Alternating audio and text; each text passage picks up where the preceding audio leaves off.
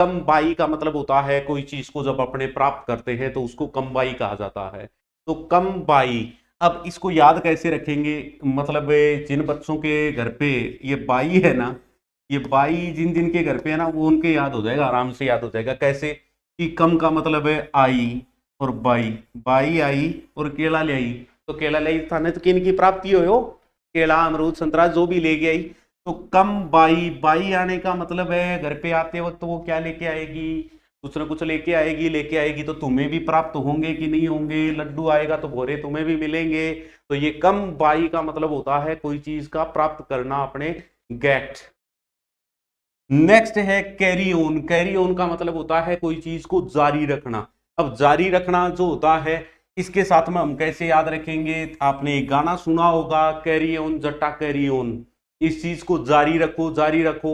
अब ये जो गाना है जिन जिन लोगों ने सुना है उसके आराम से याद हो जाएगा कि कैरी ऑन जट्टा कैरी ऑन का मतलब है कि जो भी चीज कर रहा है ना उसको कंटिन्यू रख, चलाता जा, काम को चलाता जा। तो कैरी ऑन जटा कैरी ऑन गाने से आराम से याद हो जाएगा कि जारी रखना है किसी चीज को। ब्रिंग ऑन का मतलब होता है पैदा होना। अब इसको हम कैसे सेट करें, देखिएगा, ब्रिंग का मतलब होता है ले जाना।